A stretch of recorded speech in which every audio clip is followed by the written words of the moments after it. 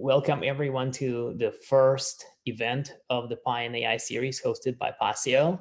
We are a spin-off from Stanford Research Institute, and we are doing a joint series of events with Andrew Ng's DeepLearning.AI. And the goal for the series of events will be to share some of the research we are doing here at Pasio, and also share some of the research and breakthroughs in the field of AI more broadly and the applications in the field of AI. So to kick us off, let me start sharing my screen and share with you the welcome from Andrew Ng, who is the founder of DeepLearning.AI, and Pi and AI is a part of DeepLearning.AI's series. Hello, deep learners. I'm Andrew Ng, founder of DeepLearning.AI, and I'm excited to welcome you to our global deep learning community. I know that many of you are here today because you want to break into AI and build your career. I hope that being part of this community will help you to do so. To give you a proper welcome, I'd like to show you around the DeepLearning.AI offices and meet some of the teams so that you can see where it all happens. Oh, hi, Andrew. Do you want to tell our friends at Pi and AI what you do at DeepLearning.AI? Sure. Hi, everyone. I make articles and other media that help people learn about AI and help them understand the huge impact that AI is having in the world. Today, I'm putting together the next issue of The Batch, our weekly newsletter, and I'm looking for the biggest stories of the week to keep our readers informed. What's been the most surprising thing you've run into working on The Batch? How much is going on in this field? There's never a dull moment. You might think from the outside that machine learning engineers really understand everything about AI, but nobody understands everything about AI because this field is just coming to life right before my eyes as I put this thing together every week. All right, I know you're really busy, so let's you get back to it. Thanks. See you later. Let's go meet Kian, who helped me create the deep learning specialization. He's working on an exciting new project. Hey Kian, so do you want to tell the people at Pi and AI what you're working on? Yes, sure. I'm leading a project called Workera, focusing on helping people get offers in AI and navigating their career by testing their skills, preparing for interviews and certifying them, as well as matching and referring them to good jobs in AI. That's really cool. And what's the most exciting part of your day? You know, the AI field is new, organizations and jobs are still misunderstood. So I'm excited to help people understand what different types of jobs exist in the field, what tasks they will work on, and what skills are needed to achieve those tasks. Yep, and that's really important work. Well, it's nice chatting, and now let's go chat with Hotel, who is on their product team. Hey, Andrew. Do you want to say hi to our friends at Pi and AI and let them know what you're working on? I would love to. Hi, everyone. I lead the product team in DeepLearning.AI, where we create AI education content accessible to people all around the world. People like you. And what are you most excited about right now? I am so excited to see our community grow and to see how eager people are to learn more about AI. Thanks, also. Thanks, Andrew. So, as you can see, our team is working hard to support you and help you learn. It's never been easier than before to break into AI. So if you want to build a career, you can leverage online resources available, including open source code, datasets, papers, and online courses like a deep learning specialization on Coursera. As part of this journey, I hope you get your hands dirty too. Don't be afraid of diving in to build your own project, or go ahead and try to replicate a research paper that you're excited about. One thing that I've seen help a lot of people succeed is if you can build a community or find a community of fellow deep learners you can meet with and study with on a regular basis. In fact, I hope that this Pi and AI meetup that you're at right now will be a good place for you to meet these people. I hope you enjoyed the event today. and that you learn a lot, both from the talks and from each other. And once again, welcome to the DeepLearning.AI community.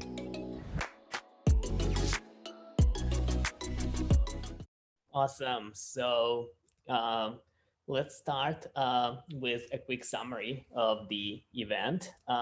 Today, we will be talking about Pasio's work in enabling very large scale recognition and computer vision on mobile devices. All of the work that we're doing at Pasio is focused on computer vision that runs on edge devices and enables recognition at scales that have not been seen in practice before.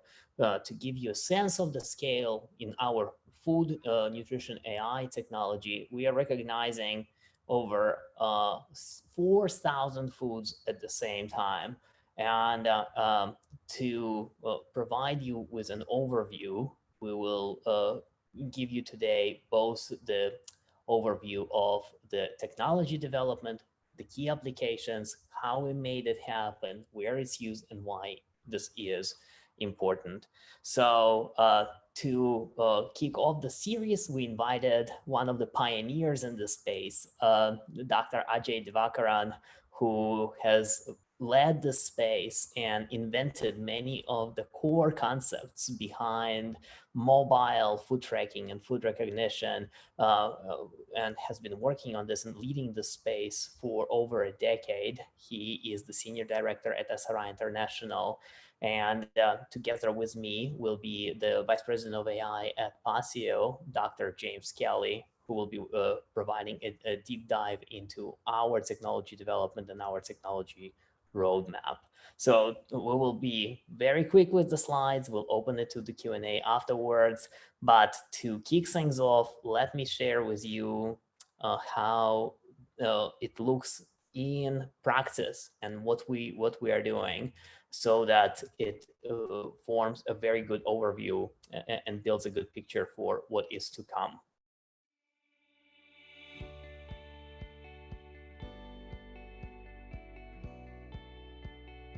Welcome to Pasio Nutrition AI, the future of intelligent nutrition. Our Nutrition AI SDK is a self-contained, fully functional AI module that adds effortless and highly accurate nutrition tracking to enterprise applications and products. We are privileged to power the world's leading fitness and healthcare solutions, including Under Armour's class-leading MyFitnessPal and Anthem Sydney, a revolutionary healthy patient mobile app. Our SDK enables real-time, on-device visual recognition of ingredients and complex recipes, as well as the detection of packaged foods from thousands of brands.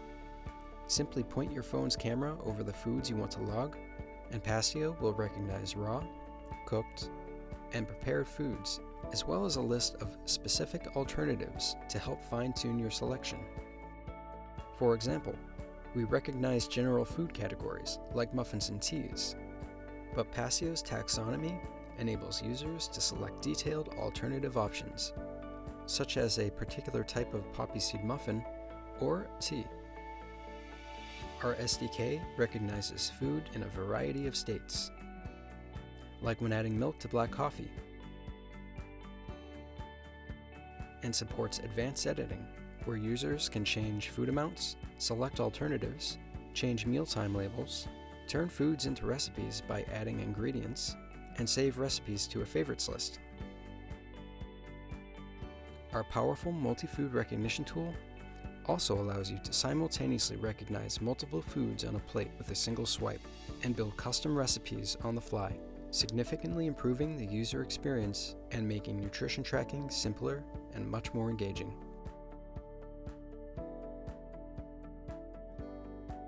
Pasio also supports the logging of hundreds of thousands of branded foods common in the US via logo recognition, UPC barcodes, and packaged nutrition labels, with even more brands being added each day.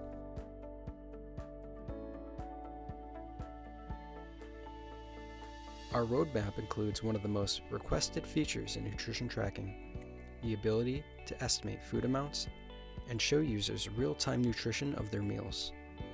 For beverages and soups, our SDK recognizes standard serving sizes like a 12-ounce versus 8-ounce cup of coffee, while showing volume amounts in grams and the calorie count. Bundled with the SDK, we are providing a wide range of customizable UX components and code to empower developers. For example, developers can use our fully customizable nutrition diary components to fit customer designs and complete the food tracking experience.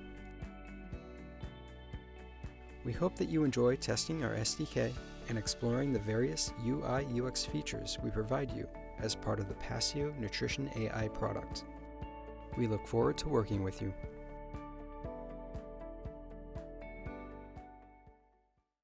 So this, hopefully this builds a foundation for what is to come and explains a little bit of what Pasio is doing and has done so far. So why food recognition at scale is so important?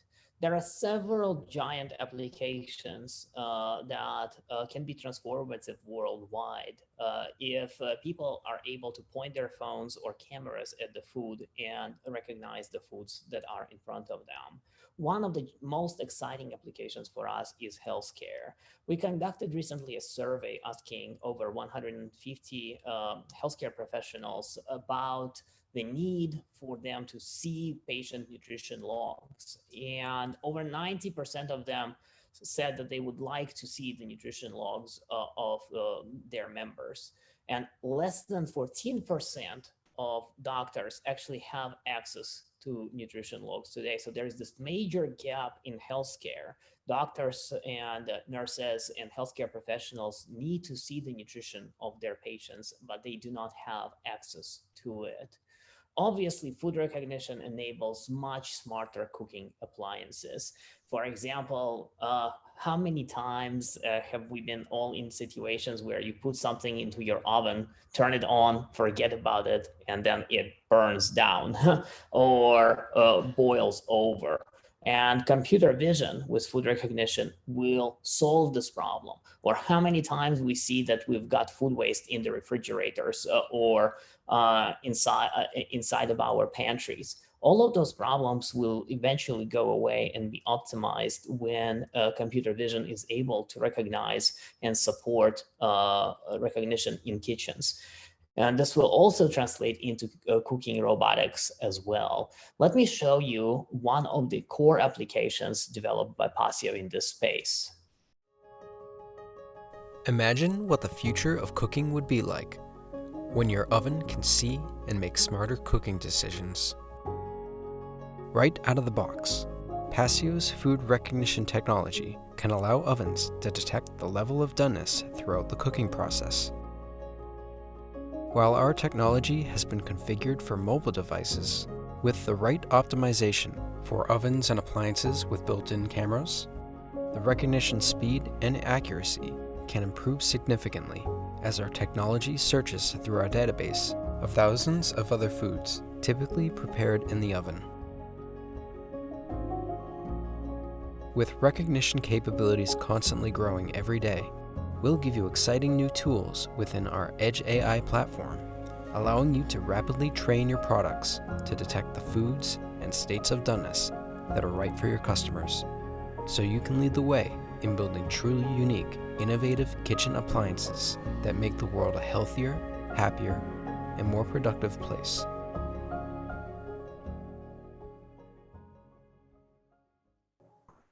So this is one of the key applications that is enabled by computer vision in food recognition. Obviously, another giant component of this is nutrition tracking for end users. We've been working with MyFitnessPal, OpenFit, and many other companies to add nutrition tracking without typing, to enable nutrition tracking without typing in consumer applications. And this is one of the core technologies that is impacting lives today already, with many deployments on the App Store. And of course, a huge component of what we do is attacking food waste. Over well, close to a third of the food produced in the world is wasted. And this can be mitigated and addressed with smart computer vision technologies, ranging from computer vision in agriculture to the recognition of foods in pantries and refrigerators. So this is the work that we are leading. And why is this difficult? I think this is the core of this talk, is to explain why this is not just an interesting application, but also a huge and extremely exciting computer vision and AI challenge. Foods come in thousands of states and configurations. You take an avocado, it looks one way when it's a whole. You cut it in half, it looks completely different. You mash it, it looks completely different. You put in you put it into a salad, it looks completely different, and yet still it's still an avocado, right? And foods change depending on how they are cooked. Food change depending on what you mix them with.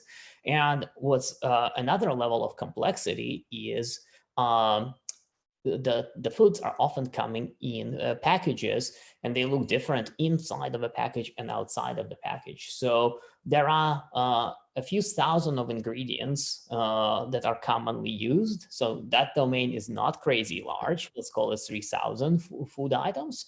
But then you add packaged food items and it goes into 3 million plus. And users who want to track food and when we want to track inventory in our refrigerators, for example, we are dealing with that level of complexity where foods are both raw ingredient level and packaged, and you need AI to make a reliable differentiation between those.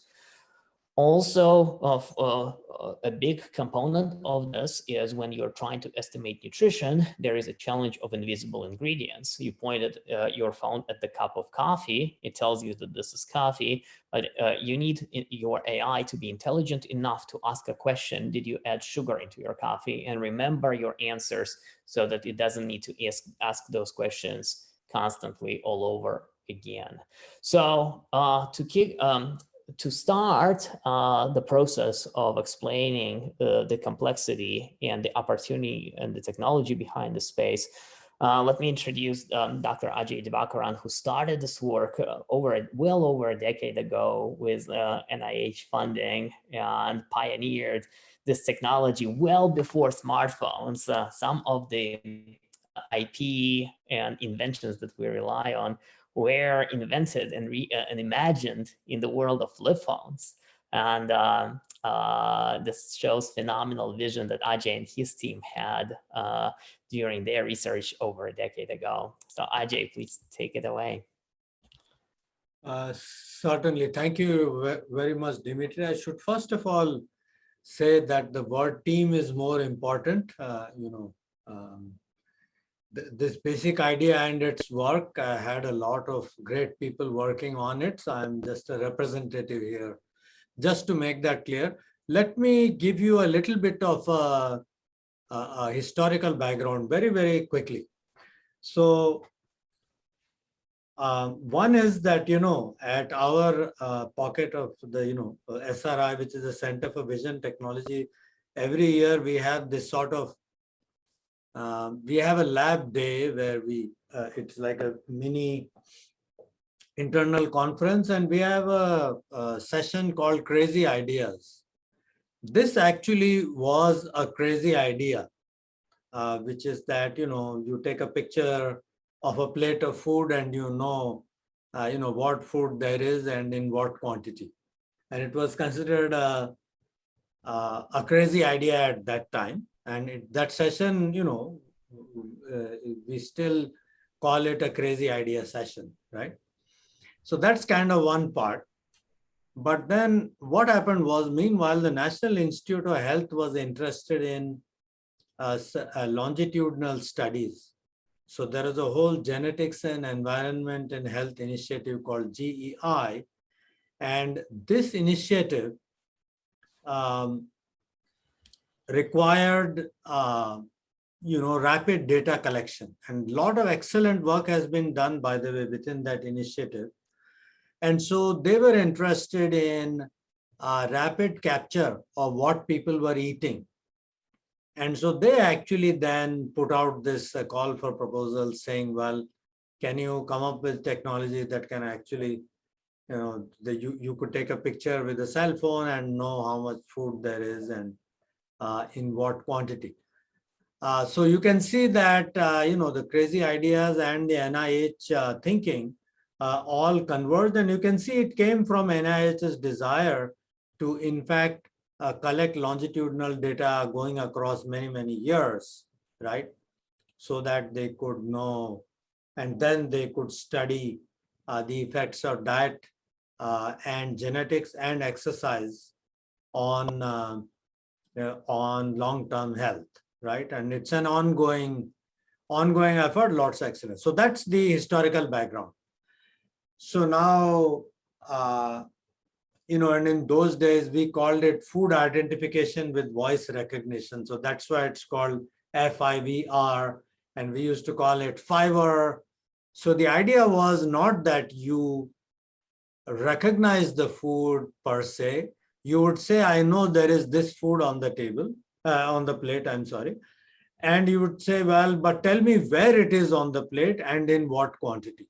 And so that's what is being done over here, as you can see. So there are images being taken of the plate of food. You speak the list of foods into the phone.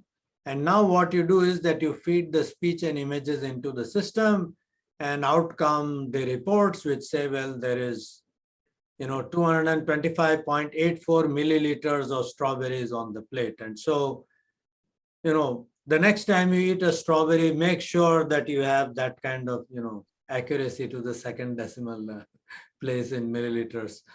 But you get the general idea. Now, there is another interesting historical note, which is that, here we were working on analyzing aerial video, right? And getting so-called a structure from motion, right? And so you can imagine that the cell phone is actually a plane flying over the plate. And so it's taking multiple images, and now can you use the multiple images and then from those multiple images reconstruct a 3D model of the plate of food, and then from that get precise volumes and so forth. So now if you go to the next slide. So this work was all done pre-deep learning, which meant that we were interested in a lot of what is now dismissed as handcrafted features, right? And of course, there's a scaling problem, and there's also another interesting problem, which I think Dmitry will come back to, which is that, suppose I have a database of 1,000 foods and I've created a classification system. If I now have 1,001st food added, does that totally upend my design? Do I end up having to retrain everything? And how do I manage that kind of thing, right? So that's why we went for this kind of a pairwise system, where if you have n foods, if you add another food, now you have only another n pairs to add, and you can retain all the other pairs that you had already created. So we created a multi-class classifier based on pairwise classification, and as I said, that's the advantage with respect to the one against all, that you can actually do things dynamically. So now if you will go to the next slide. And now the volume estimation. What I would say is that the volume estimation, actually, I would argue that has really, the fundamentals of it have remained unchanged by the deep learning revolution, right? So what is happening over here? So remember I said that the phone is like a plane flying over the terrain, and the terrain is the plate. So I'll tell you the essential idea. And then once I've told you the essential idea, these boxes will become very clear. So what do you want to do, right? I mean, one thing you want to do is you want to find out the pose of the camera. You want to know where in space the camera is and at what angle. If you know that, then you have the right geometry at your disposal to actually interpret the imagery, right? But now once you have the pose, so that's great, you have managed to get the pose of the camera. But now how do you get the 3D model, or how do you get the 3D image of the plate? So I know an obvious answer is, well, let's capture a stereo image. And the thing is, if you want a stereo image, then those images had better be close together. You know, if you think of stereo imagery captured by humans, you see that our eyes are not, the eyes are spaced quite narrowly apart, and for good reason, right? You can't afford to have, eyes that are 6 feet apart, unless you're in a Star Wars movie or something. And so then if that's the case, so then you have a bit of a contradictory requirement. So for good stereo matching and for good stereo vision, you need images with a fair amount of overlap. But when you have images with a lot of overlap, then pose estimation becomes difficult. So what you do is you take 5 pictures here, coincidentally, that 5 and 5 is just a coincidence. And then what you do is that you use the widely spaced pictures to get the camera pose, and then you use the closely spaced pictures to carry out the dense stereo reconstruction. And so that's what's happening in these blocks now, as you can see, right? That first the pose is estimated, then we rectify the image using the estimated pose, because now we have the required geometry. And once we have the required geometry, we have rendered it all in a common geometric space. We can now take point-to-point correspondences, and then using those correspondences, we can carry out a dense stereo reconstruction.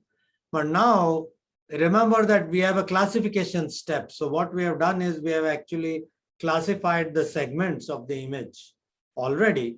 So which means that we get the classification of the volume also for free, as it were, because all those labels just get propagated. So lo and behold, we have a 3D image with both classification of the regions corresponding to the foods, and then naturally now you also have volume. So if you'll go to the next slide, and now I'll begin to speed up a bit. So you can see that this is a surface reconstruction, which is basically, I believe this is a bagel, and that's a chicken finger over there. And then there's some fries. It's a while back, so I have sort of forgotten. Okay, so it's actually broccoli. And so I got the chicken part correct. Fascinating, given that I'm a vegetarian, that's the part I would get right. And then you have oranges, okay. So you get the general idea now, right?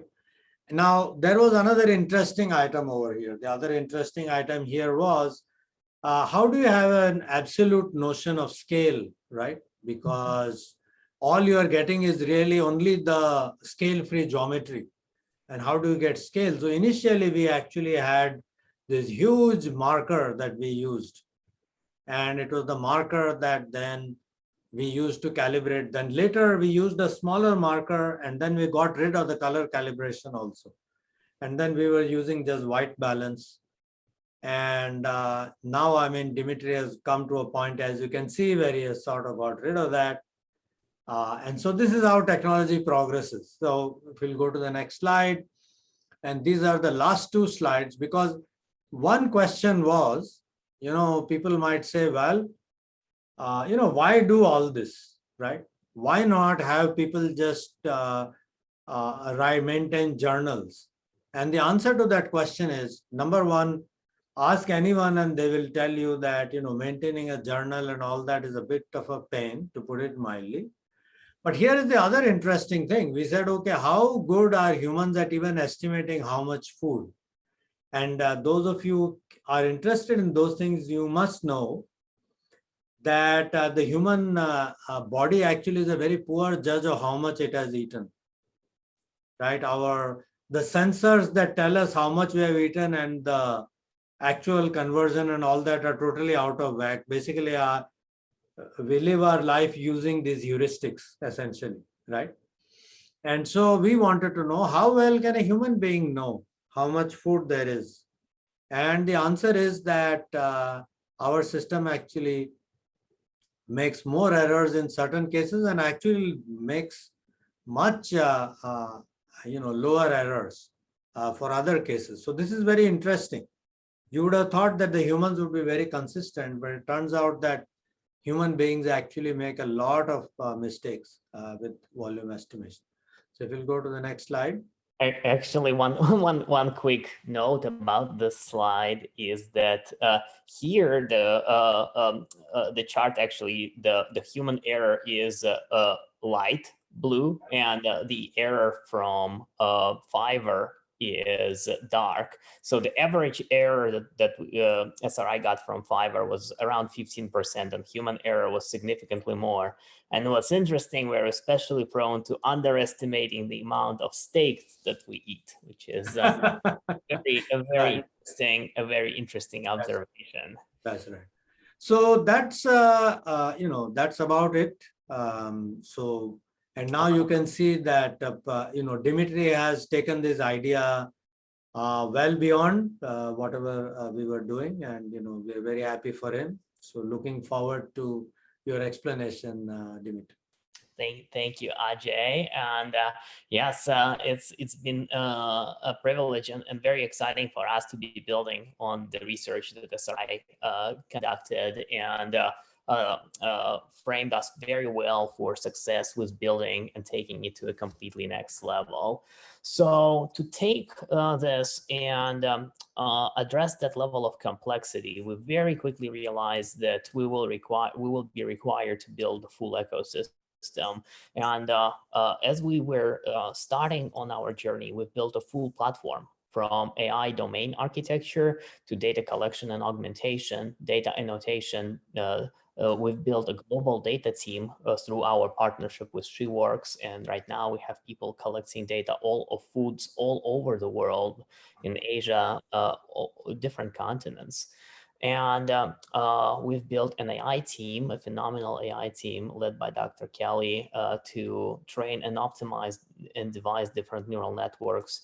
And we're also developing this technology for the end users, where as we are pioneering the use of the AI, we are helping our users to use it efficiently, which has become a very significant part of Pasio's work.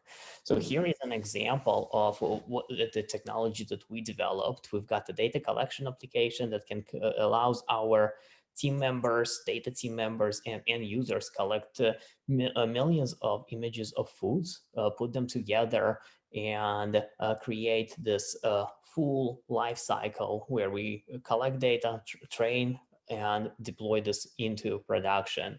And so to tell you the story of how our AI evolved and what challenges we addressed, let me hand it over to Dr. Kelly, and I'll keep rotating slides. Okay, thanks, Dmitry. Yeah, so our first effort at this, V1 for Pasio, involved 350 food groups, maybe a little bit higher than that, but we were recognizing those with around 80% accuracy.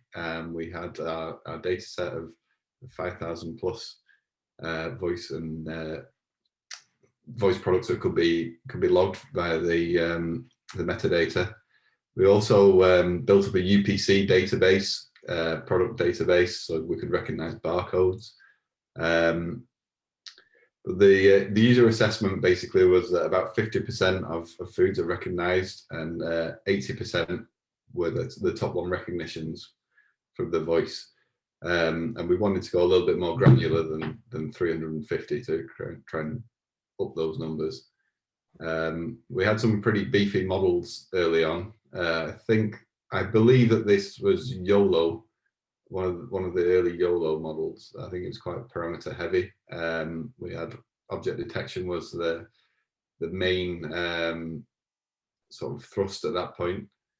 So you can see some of the results that we were getting were quite good back then, but we needed to kind of trim down a little bit and also be more granular. So yeah, we transitioned to hierarchical recognition. We split down those categories, those 350, into really fine-grained levels, so that the nutrition was very precise for the user when they log. And so we split from like 350 to about 3,000, and also up the number of foods that could be logged with voice. There are certain foods that are only available as alternatives because they may not be visually distinguishable, such as like coffee with sugar, coffee with milk, coffee with oat milk, that sort of thing. And our real-time operation was maintained. We still operate between 5 and 30 frames per second. And we built this proprietary visual taxonomy using the tools that Dmitry showed earlier and the platform that we were developing.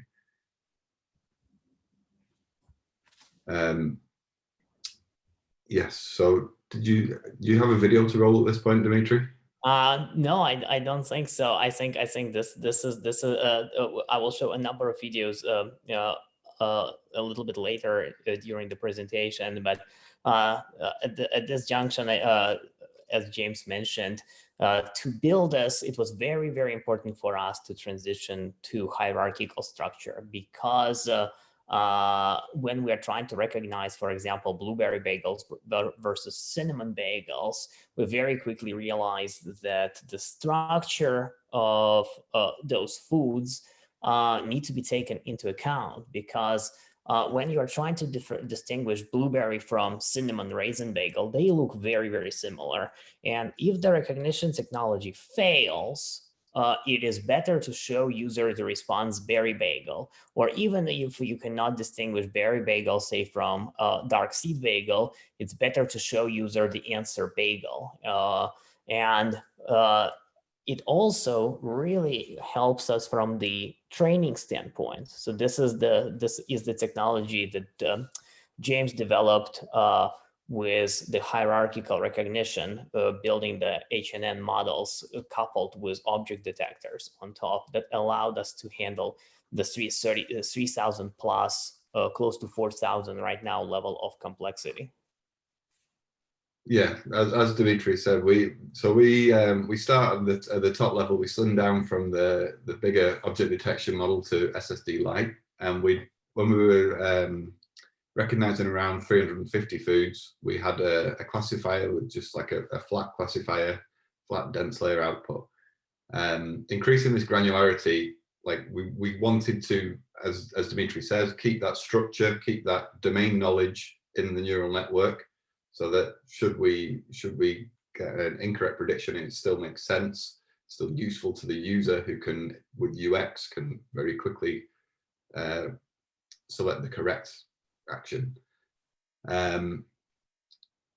Sorry, yeah, HN. So this is an internal abbreviation that we've sort of used as HNN for hierarchical neural network.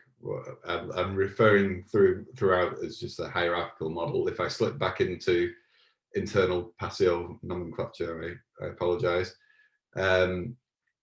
So we defined this hierarchical model. We were looking at a number of different papers and different approaches to do this.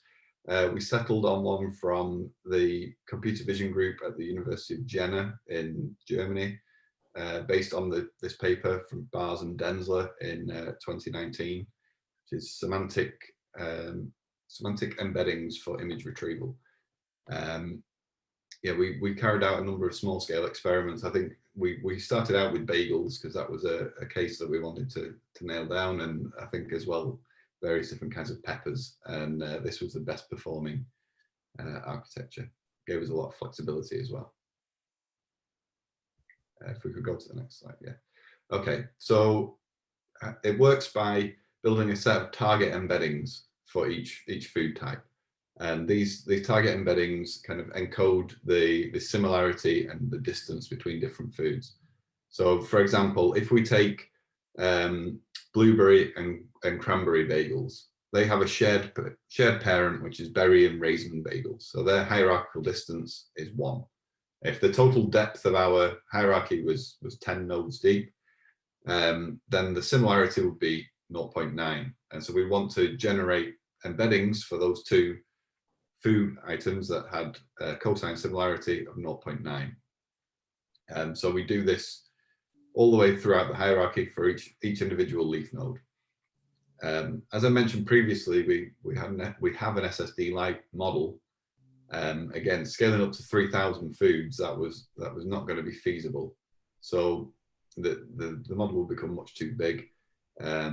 What we did was we kind of chose some mid-level nodes that were parents of all so that each leaf node had at least one parent covered by SSD.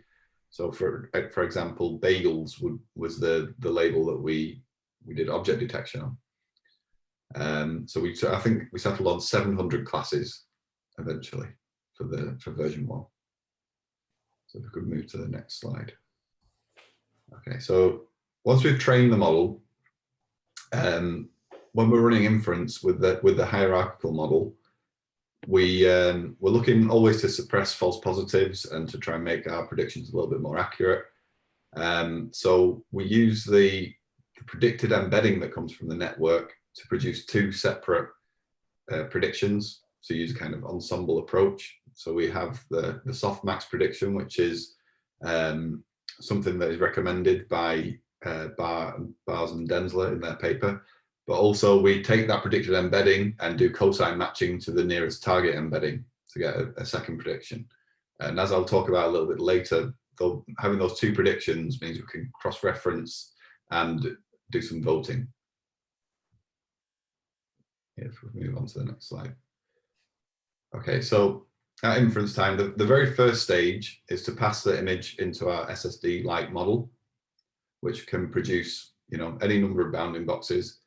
What we do, each of those bounding boxes that we produce get cropped from the original image, and then they are forwarded on to the hierarchy model. So the hierarchy model will then produce 2 predictions, and those predictions are passed to the voting logic as well as the sort of more high-level SSD result. So for instance, we might have a result for a bagel, which SSD says, okay, this bounding box is a bagel. And then we get a softmax prediction that says this is a blueberry bagel. The cosine prediction might be that this is a raspberry bagel or something. And then all 3 of those predictions get passed into the voting logic. And what we want to check is that everything is consistent with our tree, with our hierarchy. So we want the cosine and softmax prediction to be at least siblings. And if that is the case, then we also check that the softmax prediction is a descendant of the SSD label. And so at that point, if all of those things are correct, everything looks consistent, we're confident to present that to the user. Okay, so that was sort of version 1 of our hierarchical model. And we wanted to improve the architecture. We wanted to look at how we could improve our performance and whether we were using our parameters as efficiently as possible. So our first kind of port of call was SSD Lite with 700 classes. It was quite a big model. So we wondered whether we could perhaps reduce the number of parameters there and kind of capture those parameters and redeploy them further back in the network, because we're always constrained for space on phones. It's a very important metric for customers. There's a strong correlation between your kind of app size and the number of downloads that you will get in the App Store. So yeah, we always want to be smart about how we use that space that we take. So we experimented with reducing SSD Lite from doing any classification to just being a food bounding box detector, just a region proposal network. And our mean average precision jumped up by about 10 percentage points, because we could add a lot more images in, because we have images that maybe aren't don't cleanly fall into any of our leaf nodes or parent bounding boxes. So we also got a training data boost there, and it reduced our model from 23 megabytes in the SDK to 4.4 megabytes. And so we were able to switch to a bigger, more modern feature extractor as the basis of our hierarchy model. And we also, we therefore kind of got this 30% increase in accuracy on our test set.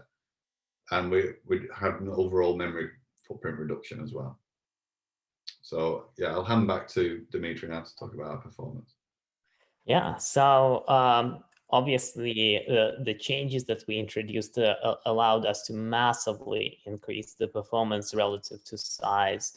You can see this especially in the chart that we're showing on the lower right. The size of the models when we started in the initial demo V0 was over 100 megs, and the recognition was actually even less than 600 foods. It was actually around 350, 400 foods at that size. And right now we are recognizing well over 3,000 objects with the total footprint of under 50 megs, with accuracy that actually went up rather than down. So measuring accuracy is actually in this space is actually a very, very interesting question, because what one person would consider to be a correct answer, let's say a bagel, would be an incorrect answer for another person who would think that this should be recognized as a blueberry raisin bagel, right? The vegan blueberry raisin bagel with organic flour, right? So the evaluation of accuracy in this space is a little bit tricky, but the form that we enjoy, that we like using, is looking at the success rate, how many times people point their phones at foods and log them, which basically means the users are satisfied with the recognition. In our internal tests, we are seeing fairly significant recognition accuracy. Now, from the customers, we're seeing that this accuracy is a little bit lower, which is because it's measured across a much broader population of users. But in actual numbers, we've increased the number of foods that we enable logging right now, either via alternatives or with typing or directly, to well over 30,000. We're approaching 45,000 right now. And our model recognizes close to 4,000 right now unique foods. Historically, we've been focused on doing this recognition on the Western cuisines, but right now we're actively growing our recognition across all over the world. And we've got people collecting data for us in Japan, China, Korea, and many other geographies. So the last couple of points that we would like to discuss is our work and building on the work from Ajay's group on volume. And these are some of the screenshots of the volume reconstruction technology that James and other AI team members at Pasio are developing. So James, do you want to say a couple of words? And then I've got the video right after this slide for the volume recognition. Yeah, sure. So these are actually relatively old images now. We're moving a little bit away from this and moving forward as technology progresses as well. So we don't have half of the challenges that Ajay was talking about earlier with doing the scene reconstruction. Now we have phones with multiple cameras, and even now we're experimenting with LiDAR to do this sort of depth. But our initial approach was to use segmentation masks. We're now moving towards just using the bounding box, because we find that actually works perfectly well. We're still getting good results with that. Yes, and we're taking the depth map from either a LiDAR camera or from the dual camera that is built into the operating system. So we're on the cusp of kind of integrating that into the SDK right now. So let me show Roll a quick video.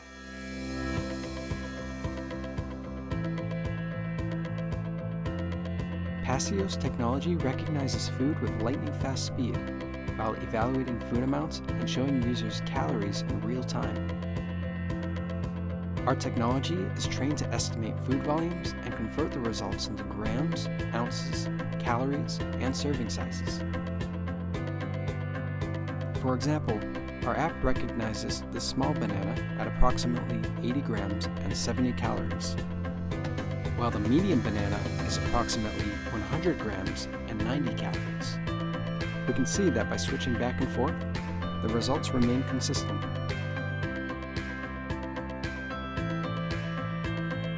This large bagel will give us approximately 100 grams and 290 calories. For beverages and soups, Pasio is trained to recognize standard serving sizes, calories, and grams. For instance, here we are consistently separating a 12-ounce cup of coffee from an 8-ounce cup of coffee. This technology can unleash a completely new set of applications and provide real-time personalized feedback with portion recommendations to users.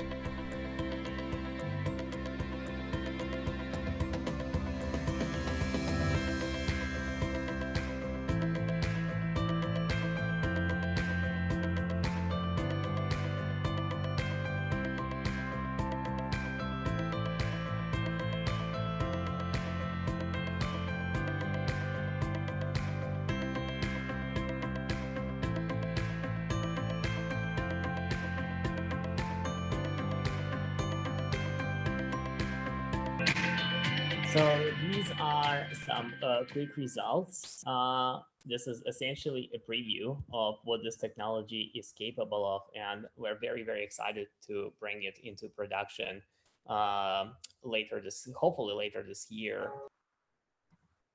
So yes, to conclude, the final component that we are researching right now and our AI team is working on is the OCR and optical character recognition, where we use reading of what we're seeing on the labels to recognize packaged foods. So the SDKs that Pasio is developing, they have a structure that combines multiple neural networks that do volume estimation, neural networks that recognize raw foods, that do object detection, and also a set of neural networks that read what's on packaged labels and help us map this recognition into millions, what eventually will be millions. Right now it's in the thousands of packaged products. So for example, here you can readily see that when we are pointing our phones at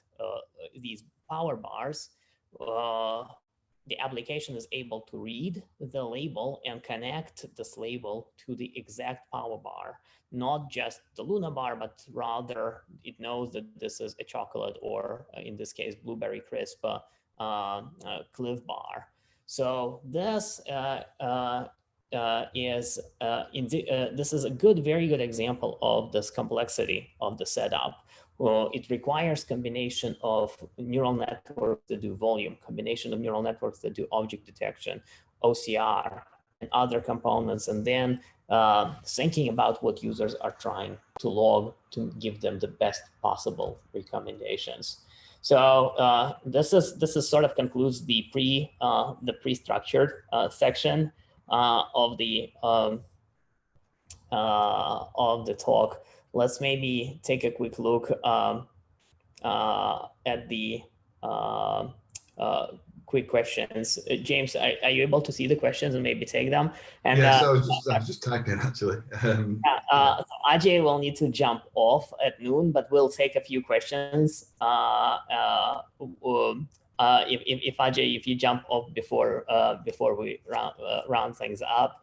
Thank you so much for joining us, and thank you for all this pioneering work that you led in this space.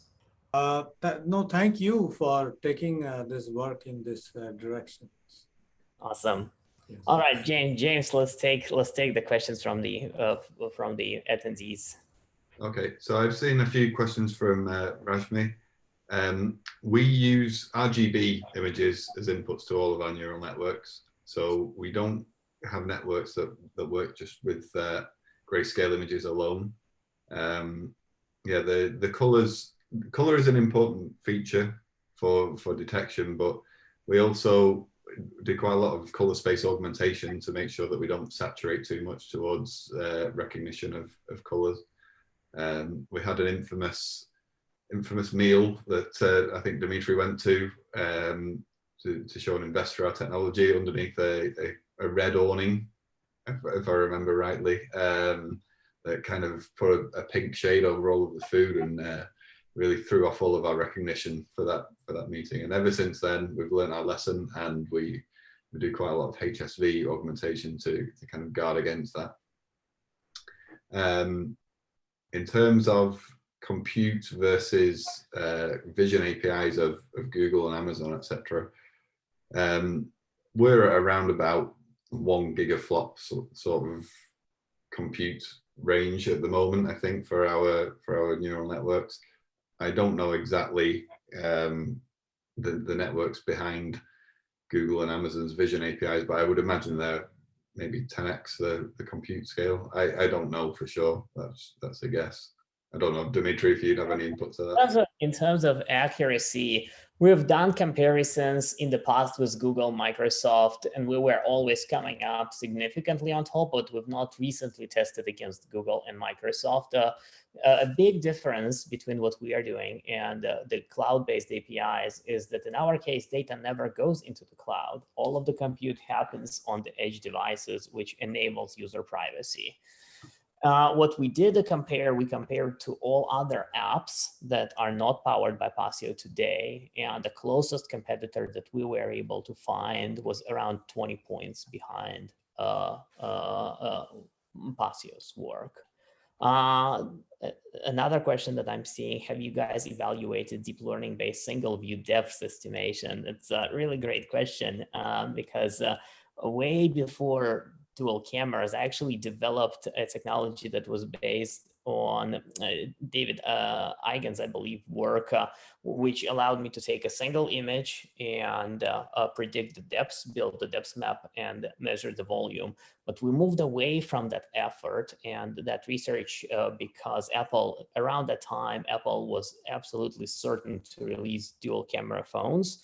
And for us, it was a much lower hanging fruit. And we believe that the vast majority of phones will be equipped with dual cameras in the future. And this technology has been improving consistently over the past few years.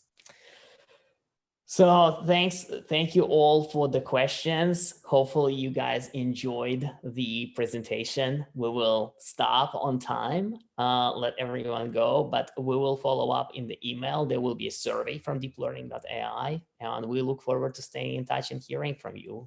Please follow our work. We are on all social media channels, and we're excited to be growing this community and providing exciting innovation here. Thank you all. We'll round this up. Thanks, James. And thanks, Jeremy, for helping us to organize everything.